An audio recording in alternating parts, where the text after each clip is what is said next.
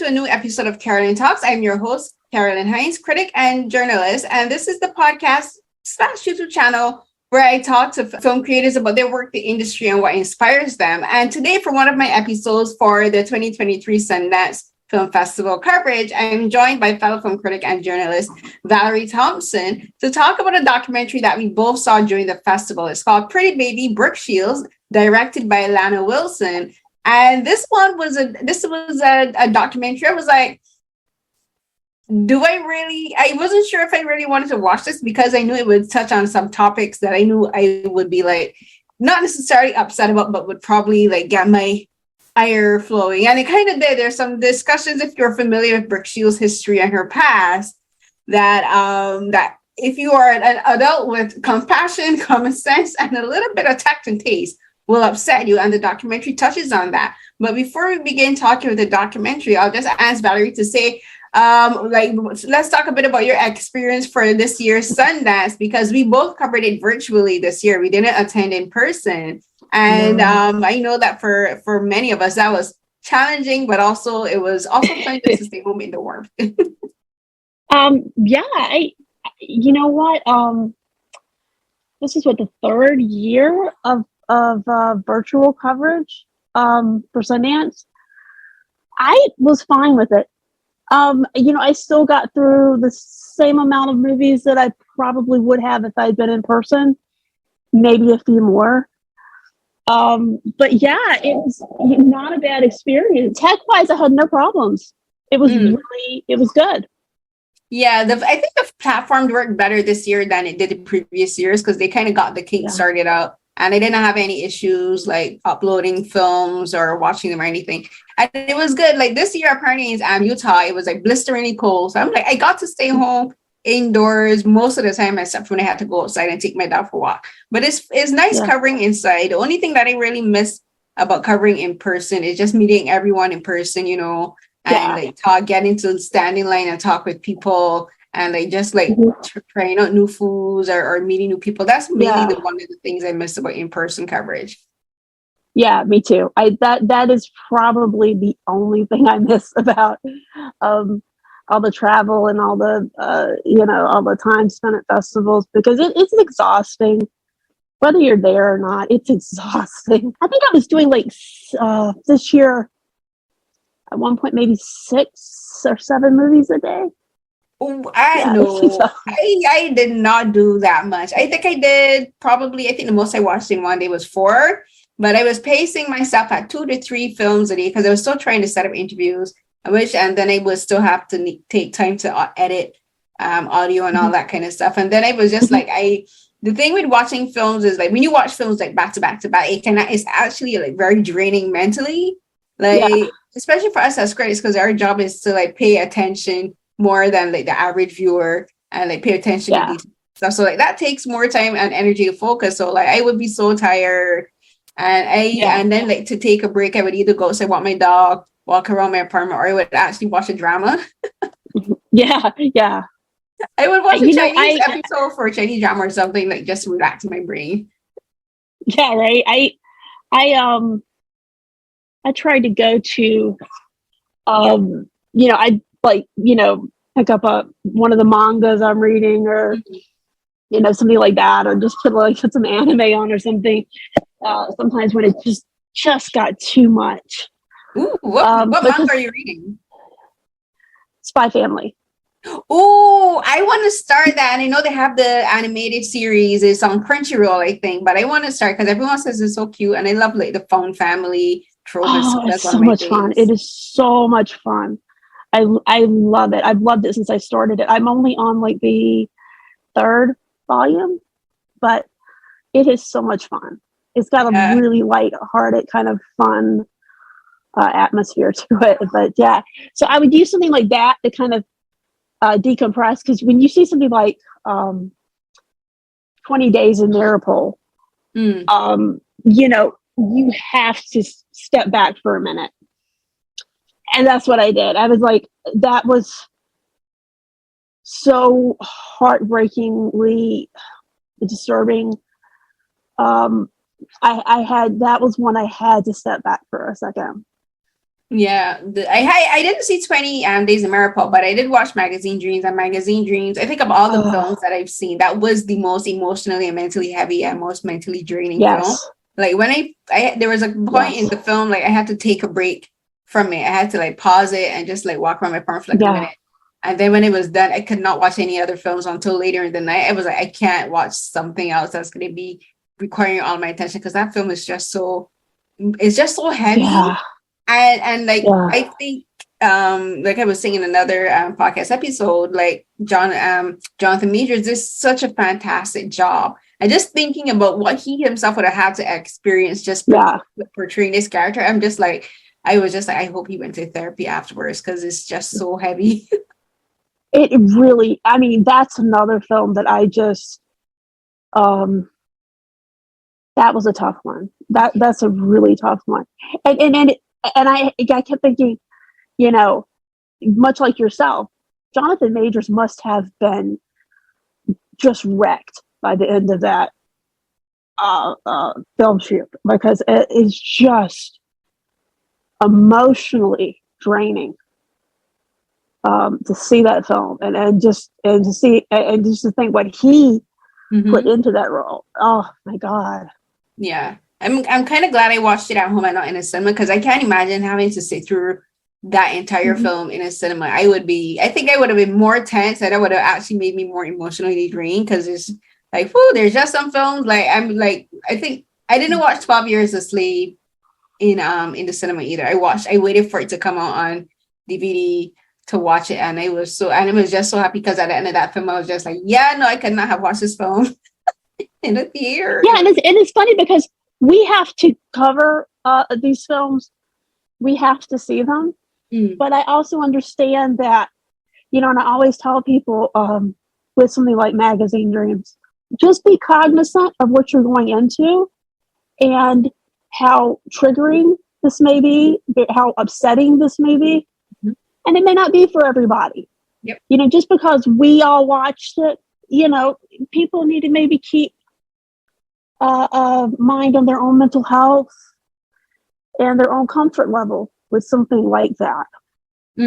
Yeah, for sure. I said the same thing. I said for this film needs to have like when I tweeted out, I said I gave like a caution for it. I said it could be triggering for people who are sensitive to depictions of like eating disorders and physical and mental abuse because like what he went through was just a lot.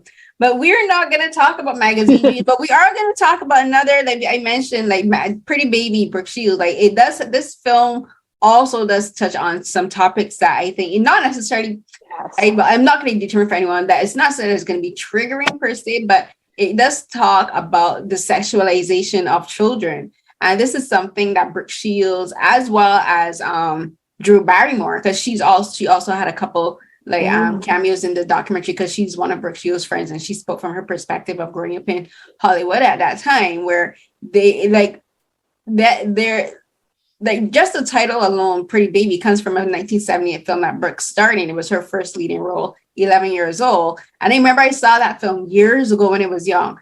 And I saw both that and Blue Lagoon and her film Blue Lagoon. Okay. And so, and like when I was younger, I had no context of like, I knew that it was just something about, I was just like thinking something about these films, like they're fun, but then like you don't feel off. And then when you grow up, you realize, what the hell? Like, I can't believe that her mother and all of these adults signed off on this project. Because it's not just, I think, and the film doesn't really talk about this because I think it was probably like they were thinking we're in their place. But the film talks about Terry, who's Brooke's mother, and how she was her momager, you know, she was the only adult that was constant in Brooke's life. Like her parents were divorced, so she wasn't that close to her dad, but her mom was the person she lived on, she loved it, the person she relied on. And just like we'll get into it, but I want you to start first about your overall initials about this film, because I had thoughts about this film when I was watching it. I had this on the list of what I thought would be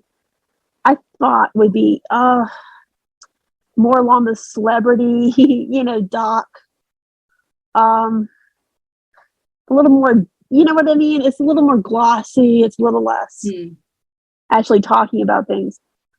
And I was really surprised when it started and what it started talking about. I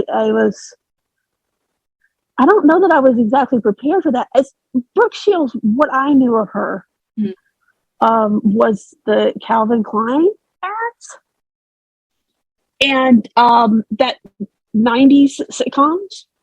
Yeah, you really mean Suddenly Susan. Yes. Yeah. Okay, and I didn't know of her. If I had heard about those films, I certainly didn't, it wasn't something in my mind. So I more knew of her as this model, comedic kind of actress a little later on. And so when we jumped into Pretty Baby and Blue Lagoon, that was not what I was expecting. Yeah, you like as I said, I knew about Pretty Baby and Blue Lagoon, but I didn't realize just how sexualized she was as a child. Because if you look at it, because the thing that was occurring to me with the film, like she wouldn't have been cast in those Calvin Klein ads if she hadn't been in Pretty Baby and Blue Lagoon. And the reason for that was, and I'm like, shame on Calvin Klein, honestly, shame on him, because he purposely went with a provocative ad campaign. And he didn't go for an adult. He didn't go for an adult model. He went for a young teenager. Oh, he knew what he was doing. He knew exactly what he was doing. And he was completely unashamed about it, because she was 14 at the time. She wasn't even 16 or 17. She was 14 at the time when she started doing the Calvin Klein ad campaigns. And he purposely went for this girl who he knew was sexualized already in film and in media. And like, that's where, and when the film, I think the film very smartly draws a line and a correlation between those two particular situations, like the Pretty Baby, Blue Lagoon, and then the Calvin Klein ads. And then right in between that, there's another film that she did called I think it's like Endless Love, I think. And this is another one where Brooke herself, she's very young. She's like 15. And she has these male filmmakers, for one thing. They're all male. Yeah. Like Louis Malle, who was the director of Pretty Baby, was male. I can't remember the name of the director for Blue Lagoon. But then then the other director of Endless Love is male. They're all white male. And then there's Calvin Klein's. And they had those four projects has such a significant impact on her life. Yeah. And Brooke doesn't really say in the film, and I could understand she doesn't really say, because this is still her mother and she still has a lot of stuff that she's processed with her mother. But the entire time I was watching this documentary, I was like, her mother never once protected her. No. Her mother never actively protected her, because if she had protected her, she would have never allowed Brooke to do these projects. And even if she did them, she would have drawn clear boundaries about what was allowed.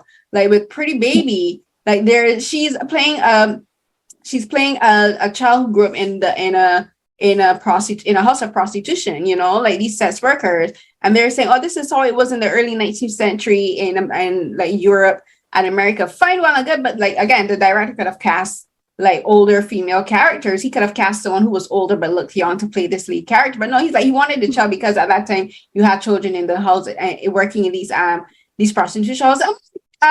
What? And her mom, like, there's a scene, the thing that really upset me with the whole situation, there's a scene where Brooke, as a child who's never been kissed, she's 11 years old. Oh, yes, I know what you're talking about. Oh. Yes, goaded, browbeaten into doing a kiss scene with the lead actor, who's a grown man, Keith Carradine. When he tells her, oh, it's just imagination. It's just, this doesn't count. I was like, what? Oh. When I tell you my blood was boiling, I actually had to pause it at that point, because it was just like, no. And it was like, shame on you, Keith Carradine. He deserved a beating, because I'm like, he didn't need to actually kiss her. He could have told the director, I'm not going to do this kiss scene with this child. Yeah. And he didn't. But the fact that he pulled her aside and said that to her, like, oh, it doesn't matter.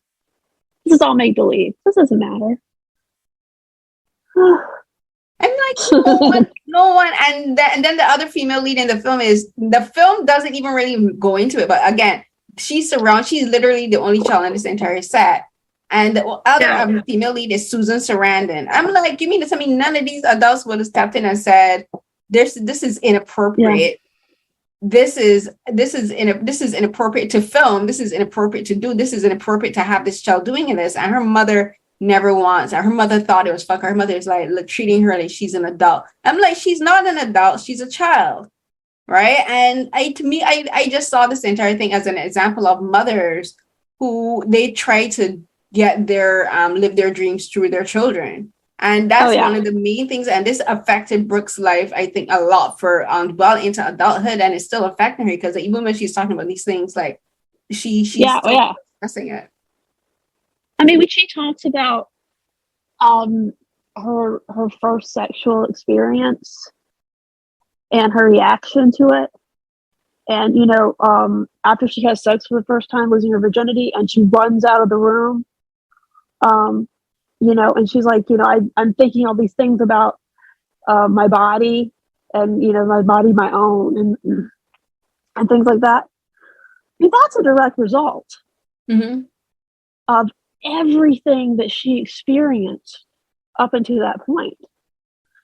And to hear that someone hear her first sexual experience was like that was so sad. It was I felt both happy for her that she had gotten to the point to feel like her body was her own, but also so sad that a moment that should be very special also became very frightening for her in a way, I guess, or confusing. Yeah, and I think a lot of it has to do with the pressure on her, not only being a virgin, but also talking about her virginity, because something that she talked about that was, and it was a big part of her pop identity at that time, which is so weird, is her virginity. She was being sexualized in all of these commercials. She's being sexualized in these films. She's being sexualized in these modeling ad campaigns as a young girl, and then as a teenager, like she's not even like a full adult yet, And like she was talking about how she was in university, she was in Princeton, and like they were like, okay, you should write a book. She's like, but I don't really have much of a life experience to write a book on.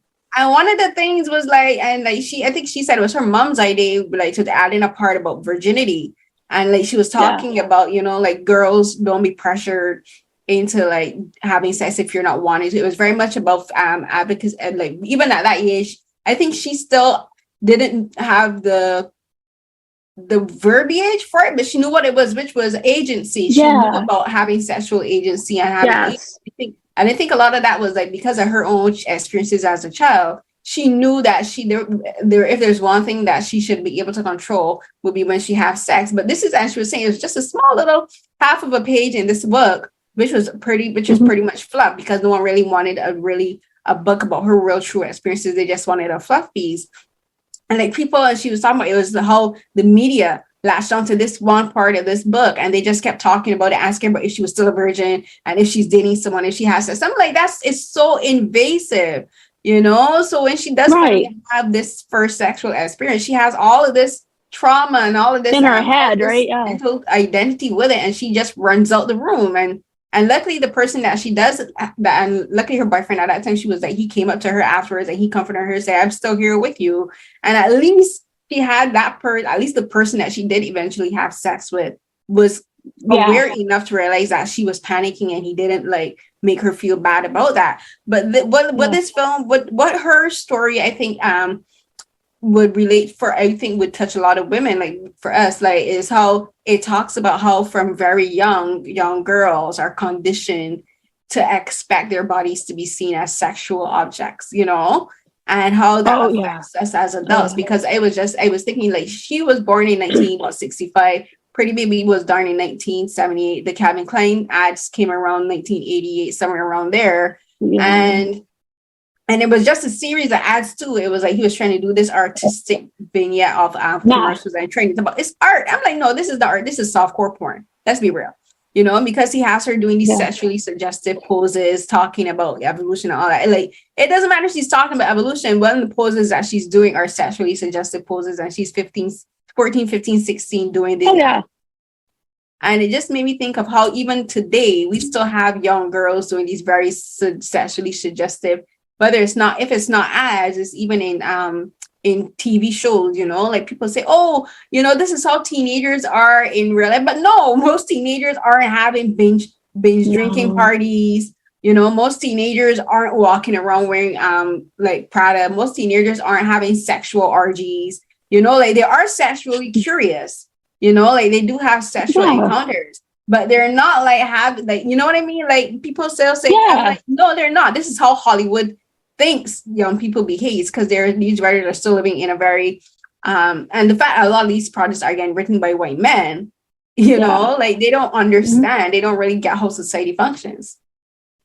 And the documentary itself talks about this towards the end, about how young women on social media are falling into some of the same traps that Brooke did, as a very young girl, and that's one thing I was thinking when I was looking at it, is I hope that a lot of young women, a lot of teens look at this documentary, because, you need to understand what's out there and what's going on, and be mindful, be mindful of yourself, be mindful of who might be watching your content.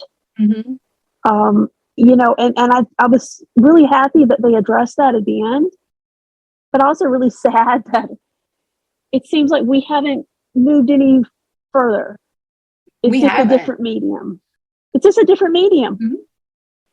Like we haven't, and I think it's because we as a society has fooled ourselves. We think we're more knowledgeable. We think we're more technologically advanced. We have all of these words now about agency. We can't identify LGBTQ communities. We have all of this language to talk about different things, but we still haven't like progressed culturally. Like in talking about, I was so happy when they talked about how social media is working now, because imagine if social media had existed when Brooke was going through all of that. It would have been way worse. Same to Drew Barrymore and so many other young male actors too, because there's like young actors in the 90s who went through so much, like Corey Feldman. He talked about how like children in Hollywood are exploited, and the same thing is happening now. Like there's all of these Disney actors and these Nickelodeon people working on these Nickelodeon films and these projects and these shows, and they're being exploited. But I think the things people don't really pay as much attention as they should, because everything is becoming content. People's bodies are becoming content. Like young girls, everything is about getting like TikTok, getting these views and these likes. And they think that this is like that all of these likes, these arbitrary things that are very ephemeral, like it exists just within the digital space, but but they're looking for all of this validation from complete strangers. But like when the cameras are off, when they're not shooting anything, like they're still struggling with self-esteem issues. They're still struggling with mental health issues, and these things aren't really touched on. And when they look at celebrities and they see young celebrities doing all of these commercials and these ads and these films, they think, oh, they want to be like that. But what the film highlights is that you don't see the behind the scenes. You don't see their real lives. You see a poster of these celebrities wearing all of this brand name wear, and they look and they're smiling, sultry or looking cis, whatever. But this is all just a pose. It's a facade. You don't know what they're going through once the cameras are on, once the lights are on. Like for Brooke, she was struggling. She was dealing with a mother who was an alcoholic, and that was impacting her as a child. And she, as a child, is doing more to look after her mother than her mother was doing to look after her. And that's something that I think, and this is me as a critic and a journalist. This is why I've always kind of made it my mission as a critic and journalist is to be as open and critical as possible, not only of the films when I'm doing a critique of a film, but also of the culture in Hollywood too. Because like if we talk about a film that's sexist, misogynistic, if it's racist, Yes. if it's homophobic, Yeah. we got to talk about the culture that allows these films and these stories to be made. You know, like Hollywood as a culture still is very much stuck in the past. You know, like if you have a film that is very blatantly racist, you got to question the culture that allows that says to a producer, oh, you know what, this film is why let's make this extremely racist film. You know, like what is it about the culture of the studio that they in their minds don't say, you know what, this is a bad call. Yeah, absolutely. And you know, it's so interesting. The one part of the documentary that struck me so much, I know it couldn't have been Harvey Weinstein, right? I was wondering that where she talked about the sexual assault where she was raped, and I was wondering if it was Harvey. She doesn't name the person, so I was wondering if the reason she didn't name the person if is because it's not him, and it's somebody that hasn't been exposed yet. I kept wondering that. I was like, was it Weinstein or was it somebody else? But I mean, that speaks to a huge thing in itself, right? Mm-hmm. I mean, you know, she was treated as just a property, an object, you know. So this dude just rapes her and then it's like, hey, bye, see you later. Yeah, they don't care. I mean, really. And the thing that, and that came complete out of that feeling in the documentary, because she even said, like, before she said she'd never talked about it beyond speaking to her bodyguard the night it happened. Like no one has ever known about it. So she revealed that within the documentary itself. And so the fact that she didn't name anyone, I didn't even focus on that because she's just revealing this within the moment of filming. Yeah. So I can't imagine what it would have been like for Lana, the director, and for all the other crew to be there and hear her reveal this, where she's like, "Oh, this is the first time I'm going to be talking about this," and I'm just like, "Wow." I did really like the response from her bodyguard, her longtime bodyguard, when she told him about it. And his first thing was, he was like, "It's not your fault." Mm-hmm. You know, he was like genuinely upset. And he was like, "It's not your fault. It's not your fault." You know, and for so many women that go through sexual assault, they're blamed, they're accused. They're, you know, they don't have any chance to be a victim. It's, you know, it's your fault. You did it. And I was so happy to hear that he said that to her. It's not your fault. You know, you didn't do anything wrong. It's not your fault. Yeah, I think it showed like the level of trust that she had in him, because she ran straight to him. You know, she knew that she couldn't be alone. So that was what spoke to me. Like it shows that she genuinely trusts this man, and that all of these years that he's been with her has paid off. And like it was also thinking how in his mind he had to realize he couldn't center himself in that moment, because he could have thought, oh, the first time that I'm not with her is when this could have happened, but it didn't. Like his first instinct was to comfort her and to provide that comfort for her and that reassurance that she had. And and Alicia, he's the only person that she ever spoke to that about to, which means she never told him. And I mean, and that shows that shows the relationship between them. You know, she didn't go to her mother. Yeah. Damn. You know, that speaks to who she felt most comfortable with, I think. Mm-hmm. But yeah, that was the part that really struck me in her story. And then to hear, you know, and this, you know, this still goes back to, like you said, the pretty baby, Pruzan. You know, here she is later on becoming a mother, dealing with postpartum depression. I mean, you know, it just, I think for her, that very early part of her life, like anybody, so leaves an imprint. Mm-hmm. And in her case, it's just been an imprint that seems to reverberate. And thank goodness she her husband's great now. Looks like she's living her best life. But you know, it's still got to be there, you know, like in those quiet moments, I guess, you know. everything that she's been through.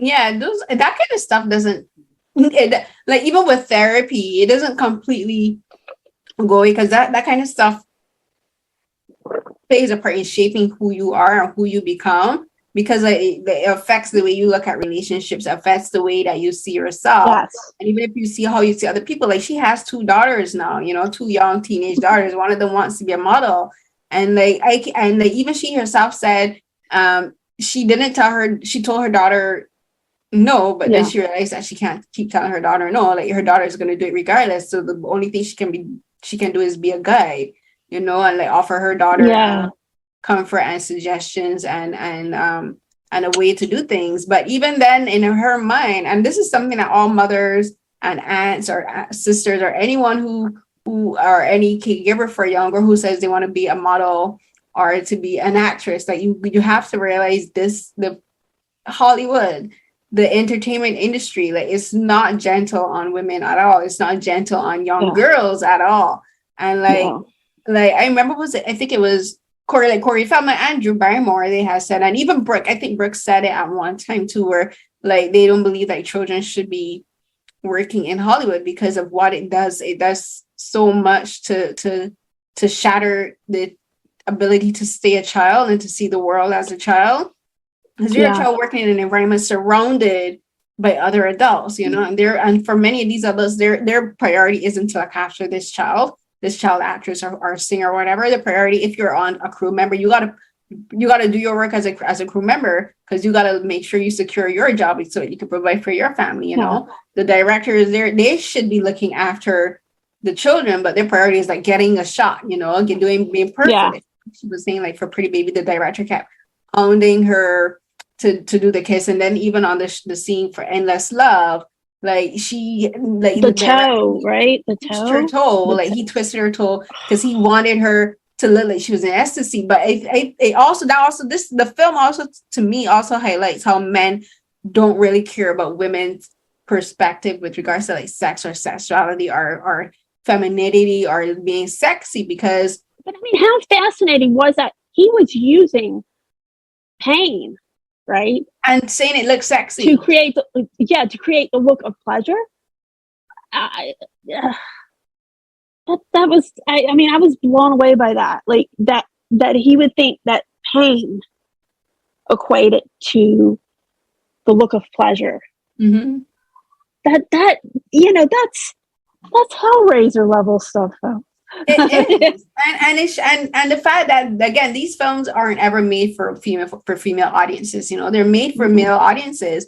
And it just shows you how these men, if they think that other men are going to find a girl, and she's not a woman, she's a younger, she was about 15, 16, portraying a girl losing her virginity and having her very first sexual experience. And as you said, equating pain with pleasure, and then thinking that other men are going to find this pleasurable. It creates this distortion of what pleasure is supposed to look like for women. And it teaches men how to devalue women, you know, and it teaches young men how to devalue young girls, because like I it's not the object of the documentary, but I would have loved to know what her co-star thought in that moment.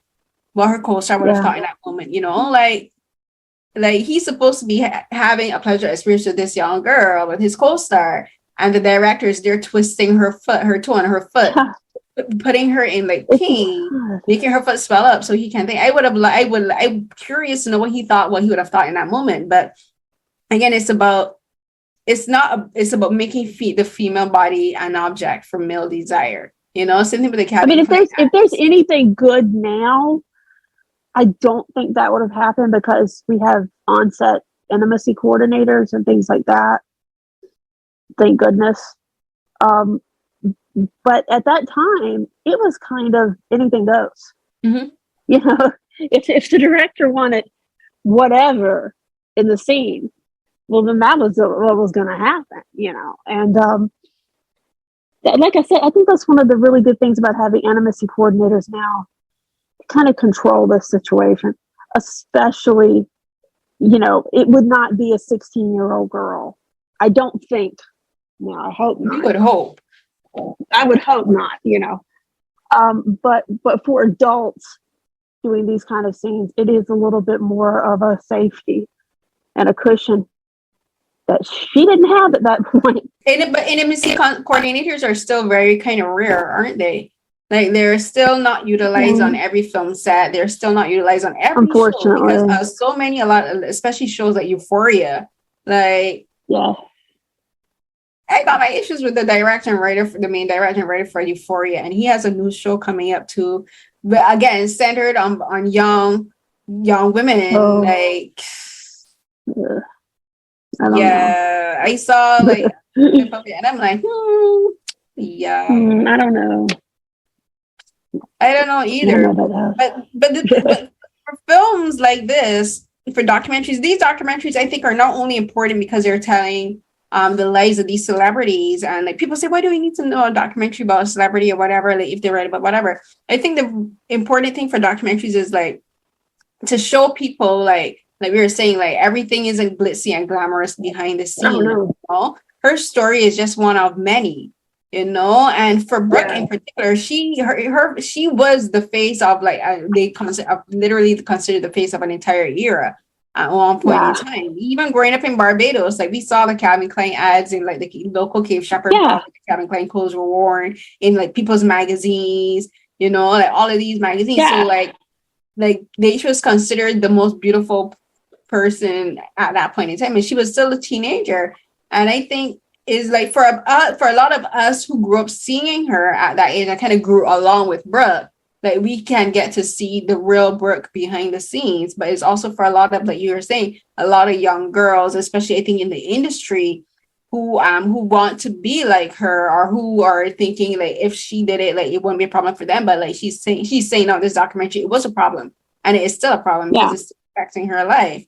And at the time it went away. And the other thing with this documentary is like as like the first half, because it's split up into two parts, but they showed it as one. The first part talks about her life as a teenager and how she went through stuff in Hollywood, but then the second half is about her more as an adult and like how she went to school, once she went to university at Princeton. Like she couldn't get as many jobs afterwards. And because like people didn't want to bite into the whole, she's educated now. She's like, I'm not just my face. I have a brain too. And the film, again, like this is, I think Lana did such a fantastic job, like charting the course of this film, because it shows how, again, so people started to devalue Brooke because she wasn't doing the whole sexy persona anymore in like magazines and stuff. So like they didn't want to value her for her brain. And then when she got older, when she wanted to be go back into acting full time, she couldn't get roles because people people were like, oh, you're not sexy anymore. And it's like, why is she's a full woman and she's still attractive and she's still sexy? Why are you equating her youth? It was like sexiness? I mean, she was going to college, and she's like, they're like, oh, we've already replaced you. What? Within a couple months. I mean, like, you know, she'd have probably been like, 22 when she got out of college. And they're like, oh, we moved on. What? Yeah. And then when she started to do Selling Susan, like she struggled a bit at the beginning because like she was like, I'm funny. Like she could do comedy. Yeah. And she was like, and people were saying, oh, but you're not like sexy comedy. But she's like, but women can be funny. I can be funny. I'm a funny person. Yeah. And again, it's about how Hollywood and how society views attractive women too, or what they consider, what's the word I'm looking for? Traditionally attractive, where like women are expected to have a full spectrum of a personality. She's not expected to be sexy and funny. She's not expected to be sexy and smart, you know? She became a mother also, she can't be as sexy and a mother. We're not allowed to be in different boxes, right? So if you're smart, you can't be pretty. If you're pretty, you can't be smart. If you're pretty, you can't be funny. If you're smart, you can't be funny. You know, like it's like all across these weird spectrums. Yeah, and then when she did become a mother, like she talked about, like she had the book. I remember when the book was published, when she talked about her postpartum depression and how people again were doubting her and her knowledge. Because she was like, I'm going through this experience. How am I not knowledgeable? I'm living through this experience. I'm experiencing this. And like, people say, oh, but she's a celebrity. Why is she talking about this? Because I have this experience and it needs to be talked about, like women, postpartum depression wasn't really being talked about at that time. Yeah. I mean, it's just like another documentary I saw at Sundance this year, which was the Judy Blume documentary. I missed that one. Oh, I loved that one. I love her books anyway. But, the fact that she was confronting, hey, this is the way it is to be a teenage girl. Mm. And the fact that men were confronting her and saying, no, you don't talk about these topics. No, how dare you talk about these topics? And she's like, but this is what it's like. This is what life is like for a teenage girl. And the fact that men were the ones that were angry at her and disturbed by the topics that she was talking about, when they were actually right on the money. She was right. Mm-hmm. Yeah, because it's about they're upset because they don't want women to destroy the fantasy of the perceptions they have of women or of the female body. They don't want to see that women and young girls and teenage girls and even more mature women go through struggles, that we have mental health struggles, that we have struggles with our physical struggles with our bodies, like conditions like conditions like fibroids, that we also have like health conditions with our health, like heart conditions. Like we're supposed to be pretty, and it exists to fit an idea that they have of the female body and the female experience, and that everything that in our lives is supposed to revolve around men from the time we're young. They expect, if you're a young girl, you want to have a boyfriend. If you're a teenager, you want to have a boyfriend and make your whole identity be about this young man. When you get married, you're supposed to make sure that your whole identity revolves around being a wife and a mother, like, and like when you get older, our identity is supposed to be looking after our husbands as they age, like if you realize that society's always about, the wife, she's like, I want a wife to look after me when I get older. Like that's not what it's supposed to be about. So like they're gonna confront Judy and be upset because she's dismantling these preconceptions they have of femininity and of women and young girls. I mean, she had a clip, I don't know, this was maybe from the 70s, 80s, of this man challenging her because she had briefly mentioned masturbation in one of her books. And he was just relentless at her. And she was like, what is your fixation about this? This is not my problem. This is yours. I loved that. Yeah, because they'll be like, wait, a woman pleasuring herself, so a woman can have sexual pleasure with all the men? Yes, they can.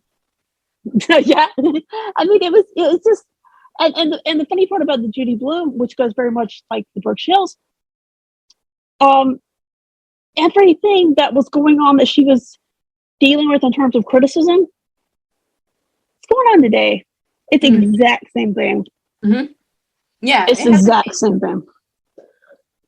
It hasn't changed at all, and like, and I think I said that in my tweet too. Like the film talks about her experiences in the 70s, 80s, 90s, but like nothing has changed so far. Like even as we talk about women, like I was saying at the beginning, like we have all this language now of women talking about sexual agency. But I think there's a problem with how we talk about sexual agency. We still don't talk about reinforcing particular boundaries. Like there's people are talking on Twitter, like you have all these girls talking about, we have sexual agency and sexual autonomy and everything, but then there's a kind of slightly negative side where you don't really define those words, where they get used kind of like almost in the wrong context, like where like it seems like in talking about agency, like it's like a lot of young girls I think now are thinking that every interaction with a man is a sexual interaction, and that they see it as something perverted. Like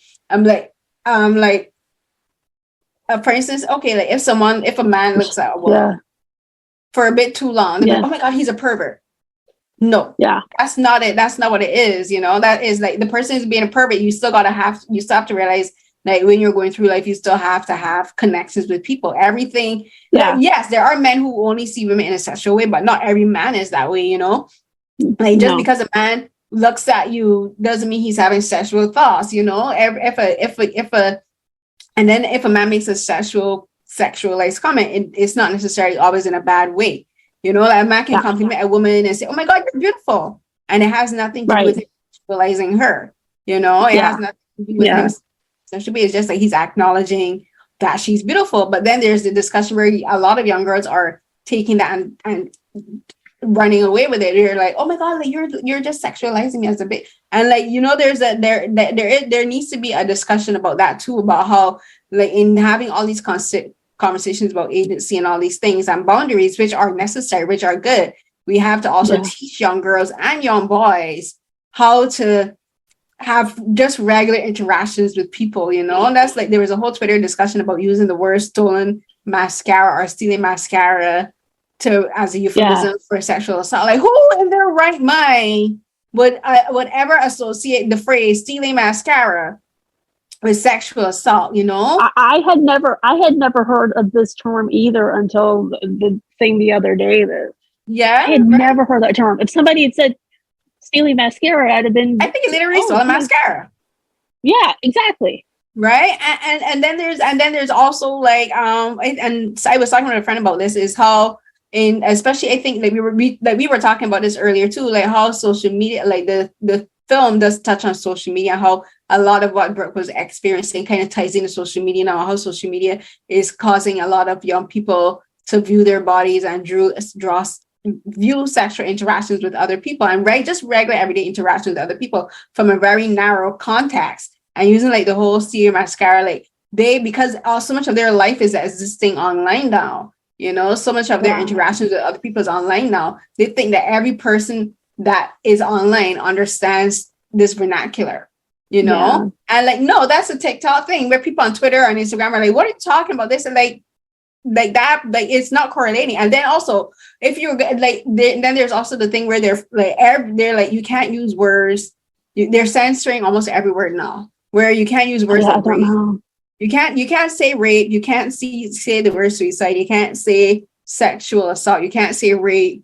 You know, you can't say, like, you know, like, and I can understand where there are times where you would use a word like unalive as a replacement for suicide, you know, if you don't necessarily say sexual assault, but they're censoring everything, and that in itself is doing harm to society and is doing harm to themselves. So because you can't be afraid to name the thing what it is. If something is sexual assault, do not be afraid to name it as sexual assault. You know, because you're taking away the power from the person who's experiencing this to give voice to this thing that's bothering them. You know, you're also taking away their ability to identify what has occurred to them. Like if you want to file a police report, you're not going to go into a police station and say, "I want to file." Someone stole my mascara. So it's not going to work. it's not going to work. So I think it's like that's why I'm glad the film like very cleverly tied in how social media is playing a part in these discussions with sexual autonomy and sexualizing young people too. And the interesting thing, the way they bring it into is Brooke talking to her young daughters, and her young daughters talking about what they show, like what they choose to show of their bodies on social media. Right. Right. And I mean, I think it's very different conversations here. When we're talking about preteen girls and teen girls and then adult women, I think there are some differences here along the way, especially with preteen and teen girls, that, you know, they need to understand, yes, your body is your own, but you need to understand at your age what you're putting out there. Mm-hmm. And what you're engaging in is maybe not reaching the audience you think it is. Exactly. And that's scary. And, you know, I can't imagine being a young woman in today's thing, because, you know, people want you to, you know, over sexualize how you dress, the kind of content you put out. I just can't even imagine. Yeah, but it's not only about having an audience that you don't want seeing you. It's also in putting their bodies out there. They're also asking, as I was saying, looking for validation from other people, but that also can't. Yeah. And even if you're getting positive validation and positive reactions from people, is still in a sense making it seem like your body again is content. They're like you're like, oh, okay, I'm cute, so I want this validation from other people. But like, are you posting it because you're just like truly confident, or are you gaining your confidence from other people seeing you, and like and then you're just posting random stuff out of context. You're not going to the beach, it's not summer, why are you posting a picture of yourself in a bikini in your bed? Also, it's all about, I think it's also about context too, and that's how the discussion around content, I think, also needs to shift, where you talk about context and how a lot of young people are beginning, even adults, because there are a lot of women on social media that do the same thing to Instagram models or whatever, where they're and I'm not talking about sex or anything, but they're just like seeing themselves as content. Their identities, their bodies, who they are is being commodified. And it's again ties back into Brooke and all these other models, where your face is currency in a way, because if you're a model, like, this is how you get paid too, but you're not getting paid on Instagram, you're not getting paid from TikTok, but you're commodifying your body and your identity, right? And like, there's no discussion on how that's going to affect them in like 10-15 years. Exactly. I would love if they do if they tie in another documentary. If someone does a documentary on that alone, like, there's documentaries on like social media stuff, but I would love to know if someone would do a documentary on like the commodification of identity. Media. Like, it's very interesting the more I think about it. I believe the Brooke Shields documentary is in 2 parts. I mean, we saw it like a movie, but I believe it's going to be released in 2 parts. Is that correct? Yeah, so the first part is going to be the part talking about Pretty Baby and her youth, and then the other part, I think, is going to be where she talks about doing her work as doing the show Suddenly Susan and her marriage to Andre Agassi, which we did not talk about, but and then like her postpartum depression. I think that's what they're going to do. Like, I completely forgot she was married to Andre Agassi.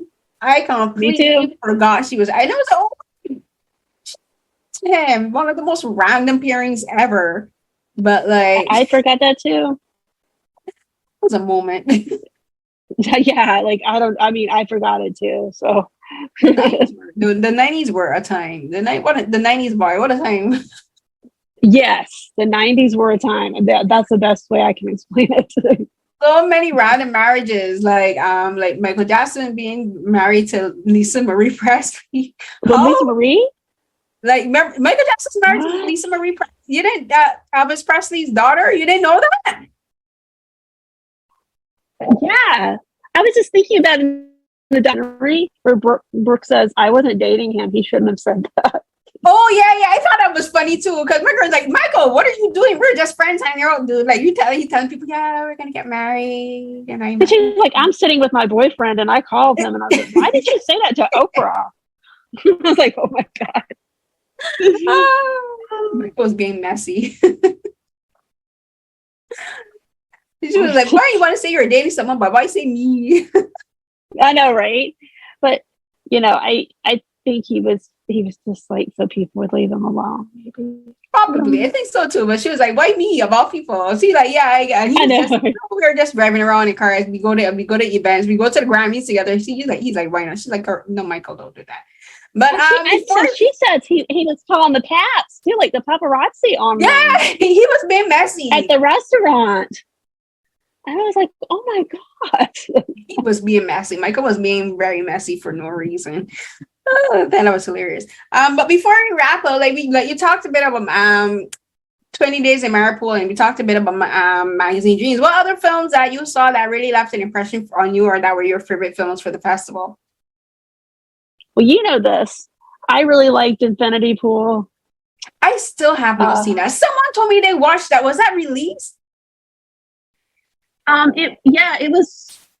It's in theaters now. It's in theaters now because someone in my Discord mentioned it. I was like, was someone mentioned this to me? And I was like, is it theaters already? Yeah. I think like the Sundance was kind of the premiere. And it got released theatrically at the same time. Interesting. And it's so funny because the Sundance crowd got the NC-17. The crowd in theaters got the R. My understanding is there's only one shot missing. And it's not the bodily fluid you think it is. But I really liked that. But I like Cronenberg. I like Cronenberg Sr. I like Cronenberg Jr. I thought Theater Camp was fun. What else stood out to me? I thought the Michael J. Fox documentary was a really well done. I really like that one. It was very different. Little Richard documentary. Wow, that was really good. I liked that one a lot. That one made me cry. Like, he's also very funny, but it made me cry. Like the part where he went up for the award, and that was the only award he ever received. That he was talking about, I'd given all of my time to that, and you guys never acknowledged me. That made me cry because I'm like, he went through so much, and this was the only acknowledgement he got in his entire career. And I mean, the poor thing. He was supposed to be in the induction of the first Hall of Fame, and he has a car wreck. I mean, his life was like so much bad luck. His father was shot by his friend. I think his brother was shot. That is a really good documentary. I think that's coming to CNN. Don't quote me on that, but yeah, I think it is. But that one I would highly recommend. Talk to Me. I really liked Talk to Me. That's a horror movie. I didn't get to see any horrors this time around. I thought Birth Rebirth was interesting, but Talk to Me was my go-to pick of the midnight section. What else did I like here? I'm looking over my list of movies that I watched. I think those are my favorites that I would absolutely recommend to somebody. Kim's Video was pretty interesting. That one was pretty interesting. It took some turns I wasn't expecting, but as a rule, that would be the ones I would recommend. Yeah, this time around, I didn't get to see any horrors. Like the last time we were supposed to do, and this is the last one, as we were supposed to talk about this movie where we were just like, this stuffed bunny is the reason for all this mess, and we got to do our recording this time. Done with the stuffed bunny. Done. Nunzi, right? Anybody remember the name of the movie, but I remember that stupid Evil. Speak No Evil, which I believe is still on Shudder right now. That bunny rabbit. Oh. I swear to God, that bunny was cursed. I think that bunny was cursed because that was like, this bunny is everything that's happening is this bunny's fault. Somehow, some way, it's this stuffed rabbit's fault. But yeah, no, I didn't get to see any horrors this time, but that was a conscious choice. It was just like I had to make some choices between the one film or another, and like most of the films I ended up watching was the dramatic features and the documentaries. I think I watched more documentaries this time than I did the last festival. Like for me, it was Pretty Baby Brooke Shields. Still Michael J. Fox movie. That was really good. I like how they used footage of his past because and I think they were very smart to do it because he can't talk as much as he was able to do. He can't reenact certain scenes. So using footage from his past projects like the shows and the films, and I think it was so fascinating how they found dialogue to match every single thing that he was talking about within the documentary itself. Like if he's talking about being disabled, they found some line of dialogue from the show to match it up to what he's talking about. And I thought it was really genius. And it also meant like they had. But it's still really heartbreaking though. When he falls outside his apartment with his trainer, I was like, oh no. I know, but I love his humor because even in that moment he was like, you knocked me off my feet, and I was like, I laughed, but I related a lot to this. I thought it was just so cute, but I also related a lot to it because as you know, I have MS, so I always think about how one day I might not be able to like fully walk on my own, or I might need a walking aid, or my walk, I do have instances where I trip. I might trip sometimes. Yeah. I lose my balance, and I get because I also get really bad vertigo too, and my hands tremble and that kind of stuff. So like I related a lot to him and like his diagnosis, where it's like you don't want to tell anybody. Like when I was diagnosed, I didn't tell much people. I think I the first person I called home because my mom was actually here in Canada at that time. So I called home and I talked to my mom and my sister, and we told my brother, but we didn't tell much people for a while. And like, and it's just like you don't know how to tell people, so I like related to that and that kind of stuff. But it's a really good documentary. I also really like the one Hidden Beauty about Bethann Hardison. Like she's something else. Her and the Nikki Giovanni documentary was really good. And I actually thought her and Nikki, if you put her and Nikki Giovanni in a room together, the two of them would be hilarious because they're very cut and dry. Like they tell you the truth straight. They don't like they reach a point in their lives, they're like they don't care what anyone thinks about them. So I was like, if you put Bethann Hardison and Nikki Giovanni in a room together, it would be chaotic and hilarious. Yeah. But those are some of my favorite documentaries. And for the features, I really like Girl, and Rylane, and let me see. I started watching Drift, but I didn't get to finish it because I had to do an interview and the time ran out. So I missed like the last 20 minutes of Drift. And I also watched 1001. That was really good. Everybody loves 1001. It was really good. And this is Tiana Taylor's first major role, and she did so good. I'm so proud of her. It was really good, and the ending was just like my heart. But it's really good. Yeah, I think that's it. So I think we're gonna wrap up here. But before we go, as usual, I like to have everyone, my guests, say where people can find you and find your work. So Valerie, tell the people where they can find your writing. You can find me on The Playlist and Looper.